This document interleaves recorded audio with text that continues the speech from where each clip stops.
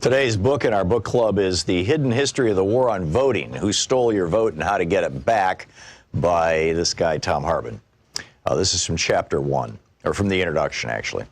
In 2016, 6% of Americans who were eligible to vote nominated Donald Trump as the GOP's presidential candidate. It was 8% for Hillary Clinton on the Democratic side. Trump went on to be elected president by 26% of eligible voters. The modern American oligarchs have largely stayed in power using three simple elements: explicit and overt racism, massive disinformation campaigns, and voter suppression. No ideas, no push for better schools, hospitals, airports, roads, or bridges, or reform of our health, energy, or financial systems. No promise of more and better jobs. None of these staples of past presidential campaigns can be found in pretty much any Republican advertising today. Instead, the public Republican message is all about race, or the subset of race, religion. Muslim stands in for brown Arab in GOP speak, and immigration, aka brown people from south of our border, and socialism. Meanwhile, Republican secretaries of state across the nation are vigorously purging voters from the rolls.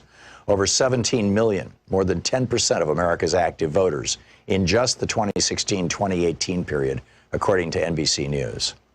After the After the 5 Republican appointees on the U.S. Supreme Court gutted the Voting Rights Act in 2013, 14 GOP-controlled states moved within a year, some within days, to restrict access to the vote, particularly for communities of color, students, and retired people. In North Carolina, for example, 158 polling places were permanently closed in the 40 counties with the most African-American voters just before the 2016 election, leading to a 16% decline in African-American early voting in that state. An MIT study found that nationwide, Hispanic voters wait 150% longer in line than white voters, and black voters can expect to wait 200% longer in line to vote. In Indiana, then-Governor Mike Pence's new rigorous voter ID law caused an 11.5% drop in African-American voting. Students are suing for their right to vote, and retired people who no longer drive but care passionately about their Social Security and Medicare are being turned away at the polls by the hundreds of thousands because their driver's licenses have expired.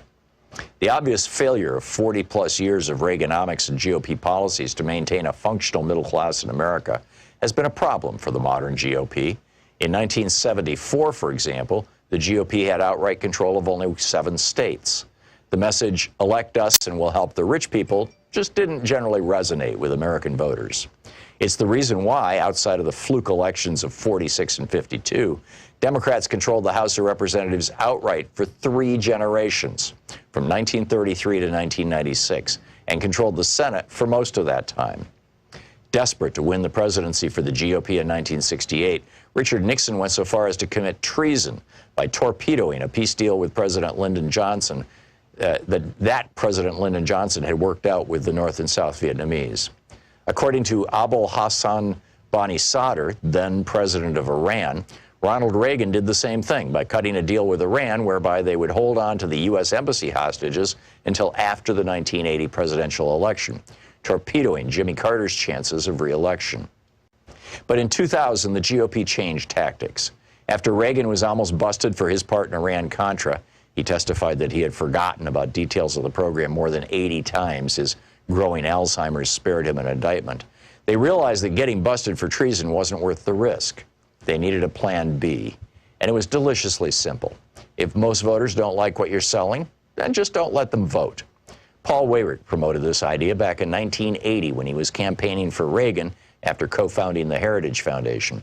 And indeed, many Republican luminaries, such as William Rehnquist, who went from serving the GOP by standing in polling places and intimidating Hispanic and Native American voters in the 1960s, to becoming Chief Justice of the Supreme Court, rose up through the ranks by participating in Republican-run voter intimidation schemes.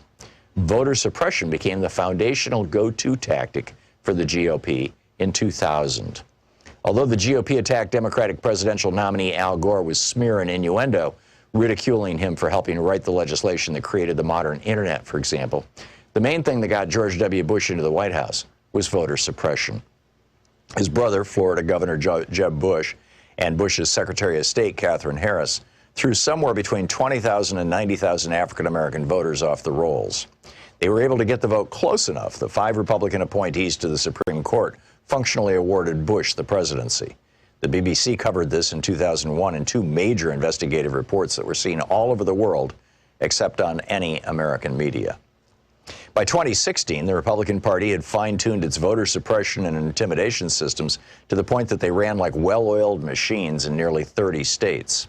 Between the 2012 and 2016 presidential elections, for example, Ohio had purged more than 2 million voters from its rolls, the vast majority, more than 2 to 1, in heavily African-American and Hispanic counties.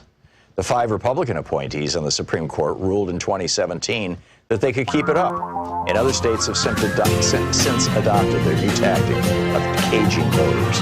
The book, The Hidden History of the War on Voting, by me. This is the Thom Hartmann Program.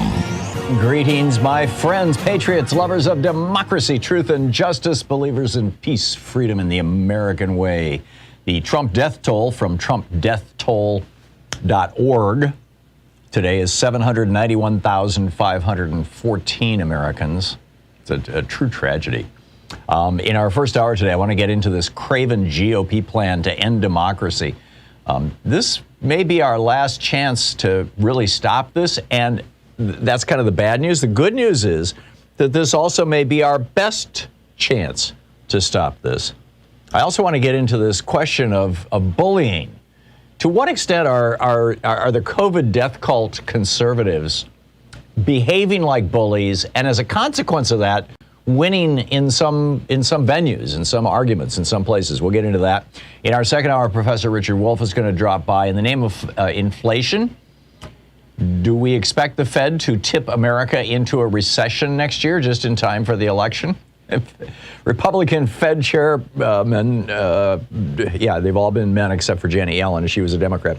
Republican Fed chairman tend to do that when Democrats are in the White House. We'll see. It certainly happened to Jimmy Carter. Also, why you need a booster for the Omicron virus, or the Omicron variant. We'll get into that in the second hour. And in our third hour, we've got a great geeky science. There could be a COVID vaccine coming that is vegan, entirely plant-based, and from one of the largest pharmaceutical companies in the world. I mean, a serious product. So, a lot on the program today. I want to start out with our rant from HartmannReport.com. It's titled, "Here's the Craven GOP Plan for Ending Democracy." And, right now, there's been a lot of coverage. Rachel Maddow did this, a great job on this night before last, I guess, yesterday on several programs on MSNBC. I'm not sure it's made it to CNN yet, but Barton Gellman wrote this article in The Atlantic, that came out a week, I guess it came out early this week or late last week, in which he is basically laying out how the Republican Party intends to rig the election for 2024 by having individual states, by having the Republicans are running for precinct committee people, not Republicans, Trumpies are running for precinct committee people in the Republican Party so they can control state parties. They're running for secretaries of state so that they can control elections. They're running for election boards and for and volunteering for to be election officials in states all across the United States, so that when Trump runs again in 2024, or frankly any Republican, if the Democrat gets more votes, if it looks like the Democrat's going to win, they can simply say, "Oh no, we're giving the election to the Republicans." And yes, they can do that under the Constitution. In my opinion, in Mark Meadows' opinion, in the opinion of basically the entire Trump administration, and by the way, in the opinion of Florida Republicans in 2000. Yes, in the year 2000, down in Florida, the entire election, is it going to be Al Gore as president or is it going to be George W. Bush as president? The entire election came down to one state that was controlled by the brother of the guy running for president. George W. Bush was governor of Texas. Jeb Bush was governor of Florida. George had already given Jeb a list of Texas felons that Jeb used to purge people with similar names off the voting rolls in Florida, knocking somewhere between 20 and 80,000 African Americans off the voting rolls. But still, that wasn't enough. There was this 500 vote margin that it sort of looked like George won by. And the state Supreme Court ordered a recount. That was, of course, stopped by the U.S. federal Supreme Court because Justice Scalia said, and this was truly bizarre, he said the counting of votes, this is from the Bush v. Gore opinion, the counting of votes does, in my view, threaten irreparable harm to petitioner George W. Bush and to the country by casting a cloud upon what Bush claims to be the legitimacy of his election. Right. But anyhow, what happened was, before the Supreme Court intervened and handed the election to George W. Bush in 2000, see, this is nothing new. Republicans basically stealing the White House. Before Jeb Bush, before the U.S. Supreme Court, 5 conservatives on the U.S. Supreme Court, the four Democratic appointees were outraged. But before these 5 conservatives on the Supreme Court handed the 2000 election to George W. Bush, down in Florida, the state Republicans had put together legislation that would simply award Florida's, it wasn't like a law for all times, it was this one time, that would award that state's electoral votes to George W. Bush. Just that simple. And according to the Constitution, the state legislature has the power to do that. And this is the trick, this is the tool that the GOP is using, or tried to use, what they planned on using in 2000, what Donald Trump tried to get them to use, and John Eastman and all the people who conspired with him tried to get them to use in 2020, and what they are now openly planning to use in 2024, is that the Constitution says that the way the electoral count, the electoral college, the way that the states determine how their vote is going to be conducted and how it's going to be counted and what the results are, that's all up to the states. There are no federal standards for this. Now, there are 2 pieces of legislation before Congress. Actually, 3 pieces of legislation, if you include H.R. 1, the original one, which is larger and more expansive and has, therefore a smaller chance of passing. But there are 3 pieces of legislation that all passed the House of Representatives, that are all sitting in the Senate right now, bottled up by a filibuster by the Republicans, that would solve this problem. You've got the John Lewis Voting Rights Enhancement Act. You've got the Freedom to Vote Act, which was Joe Manchin's cutting down of the original H.R. 1, which is the For the People Act. You've got these 3 pieces of legislation sitting in the Senate, sitting on Chuck Schumer's desk, and all he has to do to pass any one of them or even all 3 of them, although the odds are it would be 2 out of the 3, it would be Manchin's legislation and the John Lewis Act. All Schumer has to do is drill a hole in the filibuster. And I'm getting emails almost every day from right-wing groups like FreedomWorks and others going, oh my God, you notify your congressman that you don't want them to drill a hole in the filibuster. It's a power grab by the Democrats. Quack, quack, quack, quack, quack. But the fact is that we have no federal standards for this. The fact is that the last time a Republican got the White House as a result of winning the majority of the popular vote in the United States. In other words, the last time a majority of Americans said, yes, we want a Republican in the White House. The last time that happened was 1988, when George Herbert Walker Bush was elected president. That was it. I mean, I suppose you could argue that when George W. Bush was reelected in 2004, he won an electoral majority, and he did. But had he not been put into the White House by the Supreme Court in 2000, it wouldn't have been, it wouldn't have been the case. So I think that, legitimately you can say, really, the last time this happened was George Herbert Walker Bush and in 1988. And the Republicans want to keep it that way. They want to make sure that Republicans keep getting the White House, even though the majority of Americans voted for the Democrat. Just like in Pennsylvania and Michigan and Wisconsin and North Carolina, statewide, you get a majority of people voting for Democrats, and yet the state legislatures are controlled by Republicans. The congressional delegation is controlled by Republicans. The state Senate and House are controlled by Republicans. Because of gerrymandering. This other problem with the Electoral College is because of the Electoral College and how it's constructed and how it works. But, this is what they're up to. And like I said, in 2000, this is what the New York Times published this piece by Barstow and Sengupta. This is, keep in mind, from 2000. Like everybody's like, oh my God, this is a brand new thing. Donald Trump wants individual states to simply give him their electoral vote, their electoral college votes in 2024, regardless of how the elections turned out. Well, this is from the New York Times, November 28, 2000. Quote, the president of Florida's Senate said today that Governor Jeb Bush had indicated his willingness to sign special legislation intended to award Florida's 25 electoral college votes to his brother, Governor George W. Bush of Texas, even as the election results were being contested.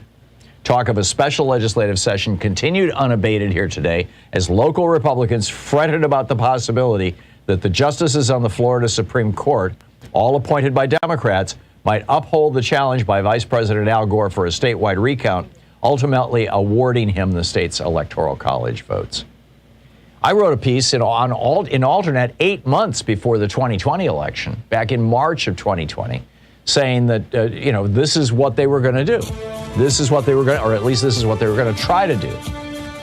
That they were going to try to get a couple of states to say, well, we've got some voter fraud problems here, so we're just going to give our election votes to Donald Trump. And sure enough, that's what Trump tried to do. So it's not like this should be a surprise to anybody, but we need to fix this. And in the process of fixing it, we will fix our elections going forward in a positive way. I mean, repair.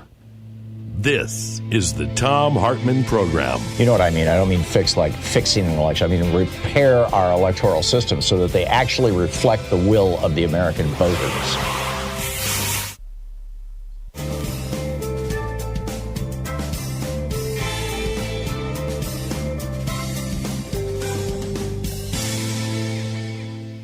And welcome back, Norma in Montgomery, Alabama. Hey, Norma, what's on your mind today? Oh, hi, Tom. Thanks for picking me up. We have friends here who have been trying to buy houses. They have done their due diligence. They have been approved for mortgages. They have saved up their money to make the proper amount of a down payment. What is happening is that they're being outbid by foreign investment groups that are buying residential property. This is something that we have to stop. We need a national law prohibiting foreign investment groups from buying our residential property for investment purposes, because what they're doing is they are renting them out. And the one across the street from me belongs to a guy who says he's from Taiwan. He speaks Cantonese. And he told me he wants 52 houses so he does not have to work. He'll get a check every week. Rent paid to a foreign investment group means that the money leaves the United States. That's American wage money that is going overseas, which, if it continues to accrue to be a larger and larger amount of money, it can devalue our dollar and ruin our economy. But mostly, through the years, as the rent goes up with inflation or with just pure greed, our American citizens who have no retirement plan at all are going to wind up homeless because they can't pay the rent and live off of their little bitty Social Security checks. We need a law. Yeah, other countries do this. You've been in Germany and you've been in other countries where it's forbidden for foreigners to own property. Right. And so I don't know if that's the case in Germany right now, but I agree with you, Norma, and I've been singing this song for a long time, and I don't think it should just be residential property. I think it should extend to commercial property as well, because they're distorting our markets. This is happening. Yeah, some friends, they put a bid in. They were outbid by $75,000. The house is worth $125,000. That's wow. Average price here for a two-bedroom house. Yeah. They're outbid. Okay, and so I called Terry Sewell and mentioned this to her, and I called my representative. I'm not sure which side of the line I'm going to be on with redistricting here. How much of Montgomery downtown are they throwing to the west side, which is the Democratic district of Terry Sewell, and whether or not I'll stay in the Republican side, which is Barry Moore. I called both and told them, we need this. And Terry's people, of course, listened to me again.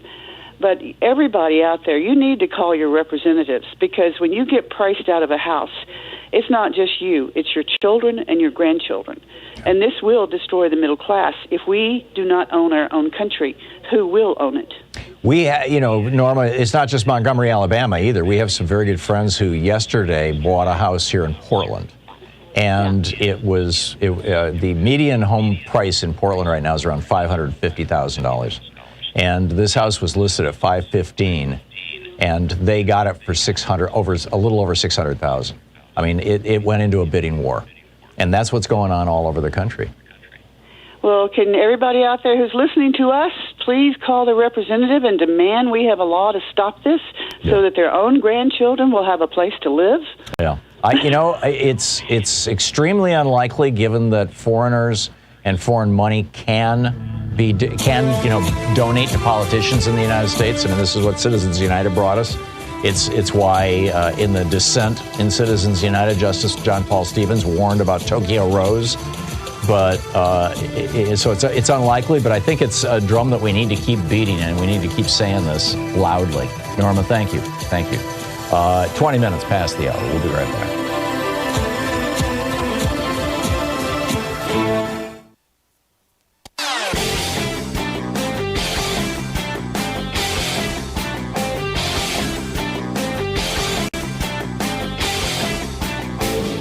Change starts with you. You can be calling your Democratic or Republican representatives to let them know what you think by calling 202-224-3121. It's the Capitol switchboard. It'll get you right through to them. Back in 2019, a consortium of 37 nutritionists, ecologists, and other experts from 16 countries put together a study group and then issued a report. This is called the Eat Lancet Commission on Food, Planet, and Health, Lancet being the British medical journal.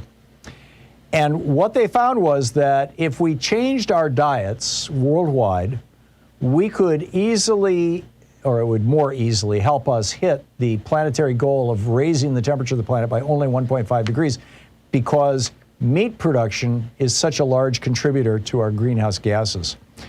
They also noted a large portion of the emissions in the food system, 30 to 50%, come from the livestock supply chain. But here's the real kicker. They're suggesting basically that people should only eat basically once a week. And they said that just this one dietary change would save 11 million people every year in this country just because they'd be eating better. You can check it out at thomhartmann.com. There's a whole video on it. So are the bullies winning? Our second topic for the hour is the COVID death cult conservative bullies. Are they winning? Let me give you a few data points here. This is from the Tennessean, the newspaper in Tennessee. Quote, Tennessee's Medical Licensing Board voted Tuesday to delete a policy opposing coronavirus misinformation from its website due to fears a powerful conservative lawmaker would otherwise dissolve the board and replace its members. Now, this was a policy that the Board of Medical Examiners for the state of Tennessee, these are the people who oversee doctors, right? Whether or not a doctor has a license. It's the Board of Medical Examiners. It's like to medicine what the Bar Association is to lawyers. And in Tennessee, they passed a resolution unanimously back in September saying that doctors who spread misinformation about COVID, doctors who say, oh yeah, ivermectin will cure you, here's a prescription. Doctors who say, don't get the vaccine, you don't want to get, doctors who say those kind of things will lose their medical licenses in Tennessee. They unanimously, or say have their medical licenses suspended anyway. They unanimously voted for that. And then this crazed right-winger, Representative John Reagan, R-A-G-A-N, he's a Republican from Oak Ridge, and he is co-chair of the Joint Government Operations Committee that apparently has some influence or power over the Board of Medical Examiners. And as the Tennessean notes, over the past 2 months, Reagan sent at least 3 letters pressuring the board to delete the policy and appear before the committee to explain itself. Reagan later made a threat to dissolve the board. How dare you? In Michigan, Governor Gretchen Whitmer, a great governor, a Democrat, said yesterday, or on day before yesterday, on Monday, she was talking to a group of employers in the state. And she said, we're an employer too, the state of Michigan is. I know that if the mandate happens, she's talking about Joe Biden's mandate that has been stayed or held in place by Trump-appointed federal judges. But Joe Biden's mandate that basically any employer with over, I believe it's 100 employees, must mandate vaccines. She said, I know if that mandate happens, we're going to lose state employees. That's why I haven't proposed a mandate at the state level. Some states have. We have not. We're waiting to see what happens in court. Now, she's basically just punting. She's just kick the ball down the she's trying to ignore the controversy, as it were. I can tell you, here in Oregon, we have 40,000 people who are state employees here in Oregon. Our governor, Kate Brown, who's got a spine of steel in many ways, she said, if you are not vaccinated by a certain date, and as I recall, that date was the 1st of December. I think it was last week. She said, if you're not vaccinated by this date, you lose your job. And she kept to it. And all the Republicans were like, oh my God, we're going to have 10,000 Oregon employees. How's the state going to function? You won't be able to get your driver's license renewed, and blah de blah. They can't collect taxes because they won't have any tax. The headline in the Oregonian, our local newspaper last week, I know I've already shared this with you, but it bears repeating. Dozens of state employees fired for refusing vaccine. Out of 40,000, dozens. And down in Florida, this is the headline from the Miami Herald. University of Florida researchers felt pressure to destroy COVID-19 data and not criticize Ron DeSantis. This is a report that was released Monday by the Faculty Senate Committee, a 6-person panel convened 3 weeks ago to look into academic freedom issues. They were so disturbed that they went public with this. They said, we knew that there was more silencing and pressure coming from above, the big above. That would be Ron DeSantis. University of Florida employees were told not to criticize the governor of Florida, not to criticize policies related to COVID-19. They were told not to use their University of Florida titles or affiliation in any public commentary or oral presentations.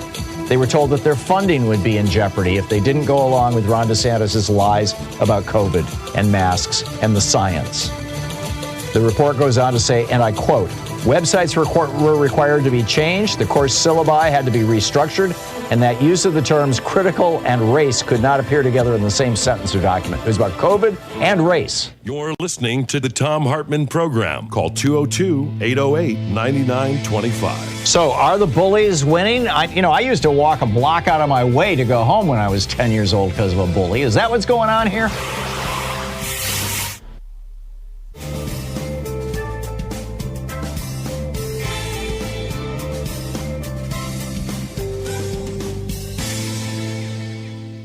Hey, it's your chance to help out Free Speech TV. Keep this network on the air. Keep this show going. Keep this network going. We have such an extraordinary thing here, an actual progressive television network in America. Please tell everybody you know about Free Speech TV. We need to spread the word far and wide. We need to broaden our base of not just viewers, but also donors to help Free Speech TV grow and expand its mission and its great work. We have just imagine that if this was to be created from nothing, all the effort that has gone into this to get Free Speech TV on Dish and on Direct and on Apple TV and on Roku and on it's all over the place. Sling, and it's there because people like you in the past, when pledge drives were happening, picked up the phone and called 877-378-8669 and said, yes, I want to help out. Yes, I think a progressive network is a good thing. Yes, I want the message to be available to people all across the United States without subscriptions, without advertisements, just the message. And I'm willing to kick in $10 to make that happen, or $100 or whatever it may be. So please call now. Make your contribution to Free Speech TV and become a part of this extraordinary, wonderful television network that is doing such great work. By the way, I have a special U.S. code, a special moment of geek here for you.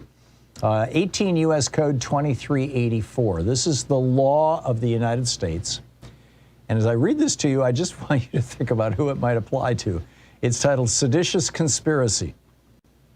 If two or more persons in any state or territory or in any place subject to the jurisdiction of the United States conspire to overthrow, put down, or destroy by force the government of the United States, or to levy war against them, or to oppose by force the authority thereof, or by force to prevent, hinder, or delay the execution of any law of the United States, or by force to seize, take, or possess any property of the United States contrary to the authority thereof, they shall each be fined under this title or imprisoned not more than 20 years or both.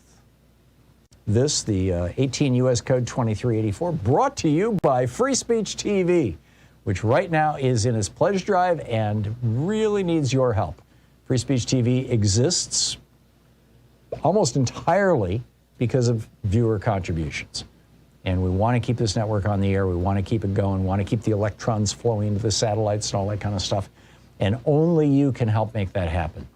So please call now, 877-378-8669, or go to freespeech.org right now and make your contribution.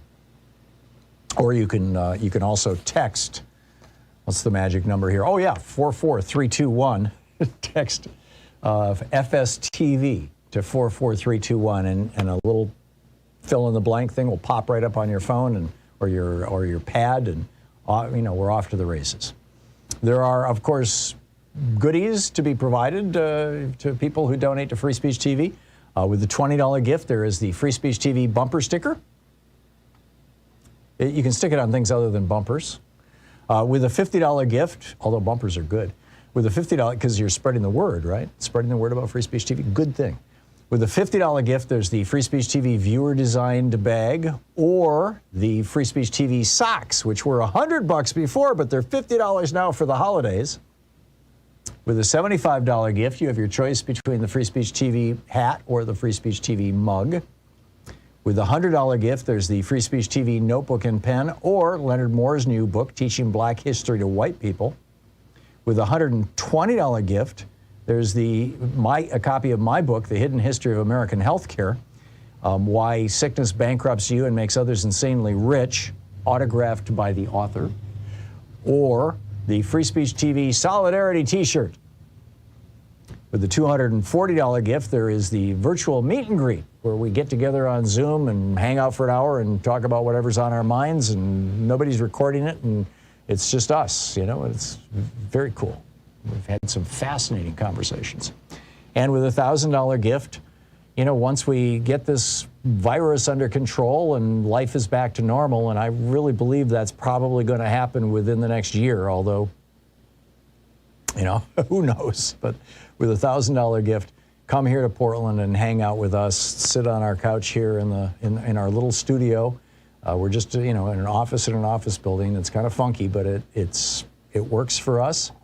It keeps the costs down, which is a good thing, especially when, part of what supports your program is donations. And, on we go. So that's with a $1,000 gift. Come and visit us here in Portland. And I'll take you to lunch and buy lunch for you as my gift to Free Speech TV. So those are the premiums. But the real issue here is that Free Speech TV, day to day, Free Speech TV continues to exist because people like you have made a contribution. Yes, you. So please call now, 877-378-8669. Let them know you're watching the Thom Hartmann Program, you want to help out, and how you want to help out. You can give once or you can give on a monthly basis. Lots of ways to do it. Call now. Thank you.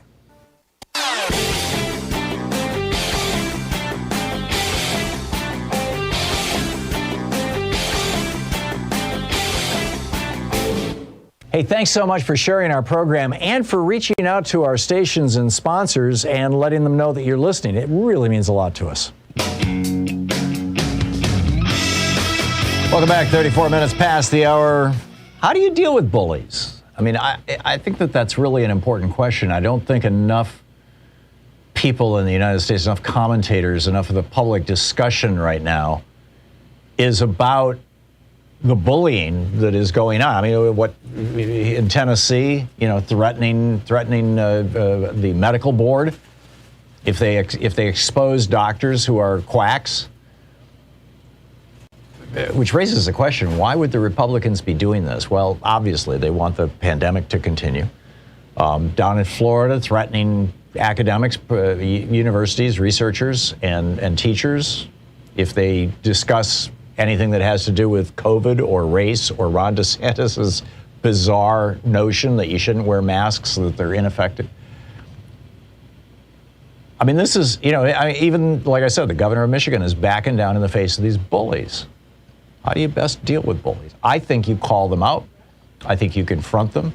I think the advice that my dad gave me when I was 9 years old that I didn't follow, I was afraid to follow, punch them back, it is the best advice. Instead, I walked a couple blocks out of my way to get home to avoid walking by Dennis in his house, right?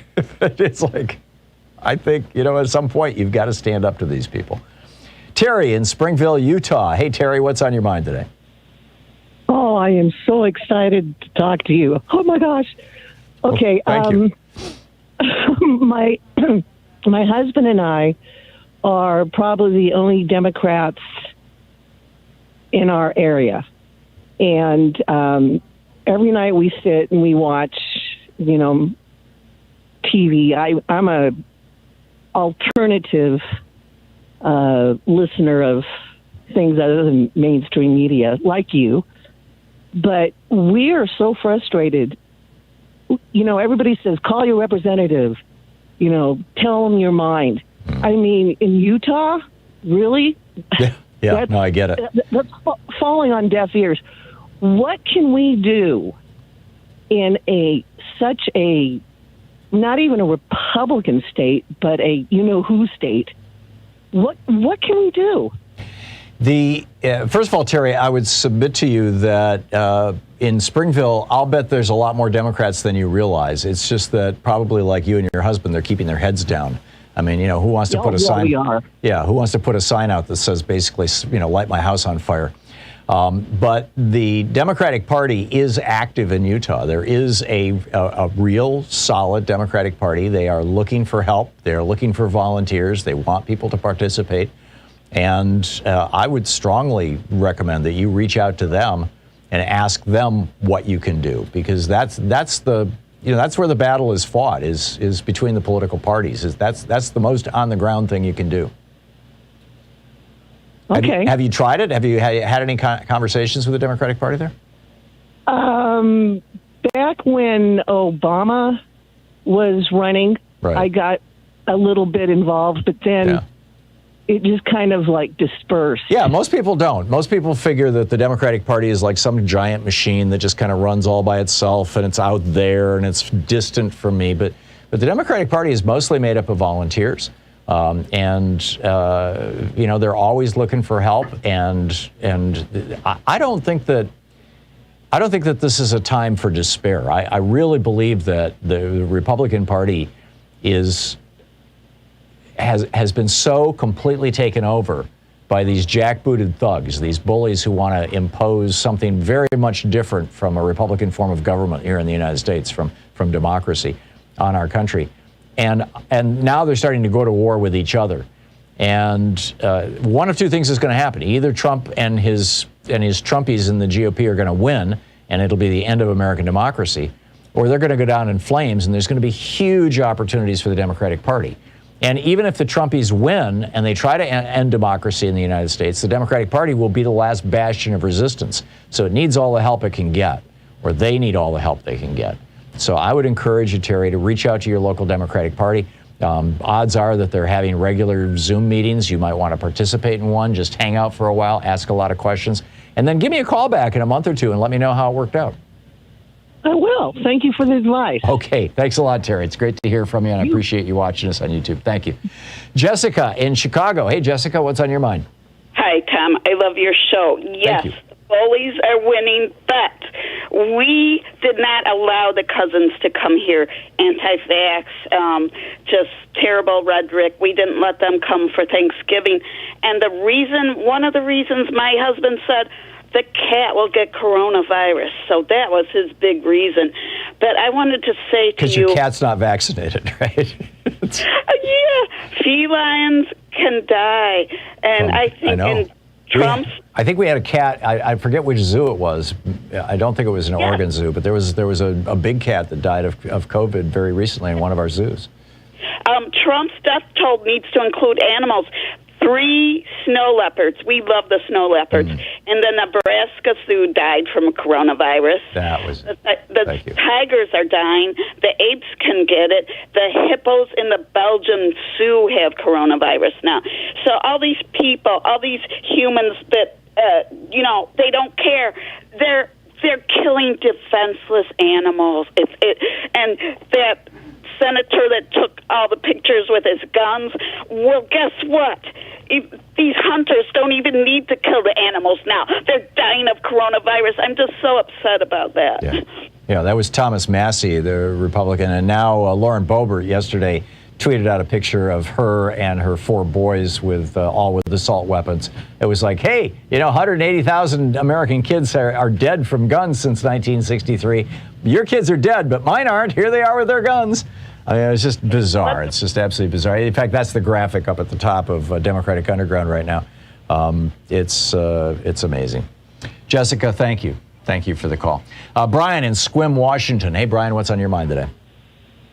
Good morning, Tom. Thanks for pulling the curtain back to help expose the Republican-led efforts. Hey, somebody's got to do it. To continue to suborn our democracy. But there is some potential hope. I know that voting rights legislation in our Congress, H.R. 1, other measures, has been thwarted. But so far, something's changed. And, President Biden established the Supreme Court Commission, or the Commission on the Supreme Court, earlier in the year. Speaker Pelosi then noted that she would be against the idea of expanding the Supreme Court. They used the word stacking, although we didn't do that. The Republicans did that. And I think the commission was established in response to Gorsuch, Kavanaugh, and Bryant's appointments. And, of course, McConnell's effort when Gorsuch wasn't gaining the popularity of getting seated, he changed the Senate rules to vote for only a simple majority to confirm the Supreme Court justice. None of those 3 received enough votes to overcome a filibuster, but you're correct. McConnell changed the rules. And this is why the Democrats need to change the rules with regard to democracy. I mean, isn't that at least as important as who's on the Supreme Court? It is, but I don't think we're changing the rules so much as using what we could do. And that's why Sheldon Whitehouse, for instance, has been a staunch advocate for, talking about the Supreme Court and adjusting it. Yes. So now Jerry Nadler is the head of the Judiciary Committee, and some other members of Congress, they came up with H.R.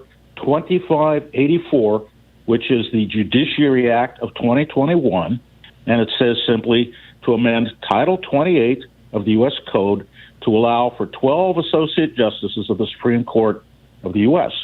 So that would be 3 more justices, and we need to rebalance the court. This isn't a matter of a partisan, manipulation like what the Republicans do. Obviously, any legislation that comes before that court, at this point, do you think, honestly, a Roberts-led court, the guy who eviscerated the Voting Rights Act, do you think that anything having to do with voting rights is going to get past him? No, and the guy that oversaw Citizens United as well. I mean, this is a court that is committed to corporate rule in the United States and not committed to democracy or the will of the people. That's why I implore everyone, Democrat or Republican, to examine this preferred legislation and consider doing this, because the court, as you know, through our history, has expanded and contracted. It went from 6 justices to 7 justices to 10 justices, back to 9. And, of course, Roosevelt, his effort to, quote, stack the court was thwarted. He wanted to put 15 No, it wasn't thwarted. He stopped because they changed their minds. They did what he wanted, and so he stopped the effort. But he was not thwarted. Somewhat. I think he would have won. Yeah, he did. But I'm with you, Brian. I really think that this needs to be done. I think, we need to change the composition of the Supreme Court, and we need to do it quickly. I'm with you. I'm totally with you. Bob in Tahlequah, Oklahoma. Hey, Bob, you wanted to talk about bullying. Well, hey, Tom. Good day to you. Thank you. Back at you. Yeah, Supreme Court, it's just rotten. a rotten issue up one side and up right up the core. Anyway, the bullying goes back to what I said with you last time we talked. I mentioned Aikido. Yeah, the martial arts technique where you use your opponent's energy against them. Yes. In dealing with bullies, you're never going to sit and go toe-to-toe with bullies and win. There's no winning for anybody there. It's like war. People don't realize once you're at war, you've already lost. That's the whole point. War is a breakdown of communication. Right. It's not time to persuade when you're at war. So Yeah, how's there's the an best old quote, the war is the failure of diplomacy. Well, sure it is. Obviously, it's always been that way. Just because things are getting worse doesn't mean the standard necessarily changes. We got to be careful about this because the standard can take you right straight into oblivion, extinction. So how do Democrats deal with Republican bullies in your mind, Bob? In my mind or in reality? No, I mean in your opinion. How should they? Do you really want my opinion? I think they should be a lot more forward, a lot more put their foot down, a lot more straight talk. You don't have to bully people back. Right. You don't have to destroy somebody's credibility. Bob, for some reason your phone doesn't seem to work when there's a little music in the background. I know some VoIP phones are like that. Bob, thank you for the call. I'm with you. It's time to kick him in the teeth. We'll be right back. You're listening to Thom Hartmann. Visit ThomHartmann.com for audio and video archives. 46 minutes past the hour. Helping you win the water cooler wars is the Thom Hartmann Program.